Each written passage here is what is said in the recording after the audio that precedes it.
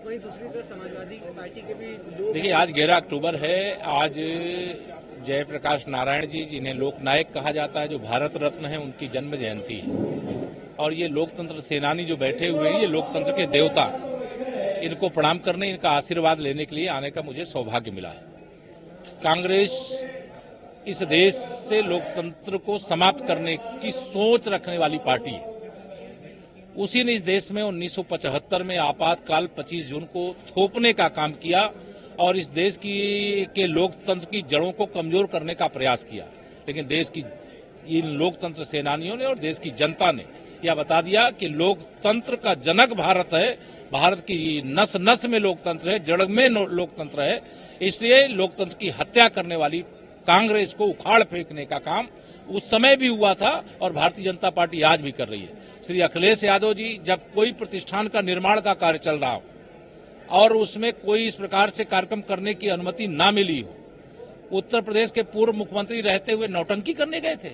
आज वो ये बतावें कि उस कांग्रेस की गोद में क्यों बैठे हुए हैं। जेपी जी के चरणों में उनको श्रद्धांजलि अर्पित करने का भी नैतिक अधिकार नहीं है अगर वो कांग्रेस की गोद में बैठे, जिसने देश में आपातकाल थोपने का काम किया है, लोकतंत्र की हत्या करने का काम किया है। और इस प्रकार की चीजों को कोई महत्व नहीं। सर, जिस तरह से अब ये विश्वेश्वरैया हाल बंद होता और यहाँ अनुमति हमारे लोकतंत्र सेनानियों के सम्मेलन की नहीं होती, तो यहाँ ये लोग कैसे आते? तोड़ के आएंगे क्या? नहीं आ सकते। तो श्री अखिलेश यादव जी, इतनी समझ होनी चाहिए, सरकार के मुखिया रहे हैं, कि अगर अनुमति मिलती तो जाते आराम से, नहीं मिली थी तो बढ़िया अपने कार्यालय में मनाते। लेकिन वो मनाने का अधिकार उनको नैतिक रूप से है ही नहीं, क्योंकि आपातकाल के खिलाफ लड़ाई लड़ने वाले की विचारधारा के विरुद्ध कांग्रेस की गोद में एक समाजवादी पार्टी और श्री अखिलेश यादव जी बैठ गए, इसलिए उनको यह लड़ाई लड़ने का नैतिक अधिकार नहीं। सर, अखिलेश यादव ने ये बात भी कही कि बात है वो महापुरुषों के लिए कोई काम नहीं करना चाहती है, इस तरह की भी बातें उन्होंने। देखिए, श्री अखिलेश यादव जी सत्ता के बिना मतलब एकदम बेचैन है और वो प्रदेश की सत्ता उनके हाथ से चली गई है, देश की सत्ता उनके हाथ में आने वाली नहीं है।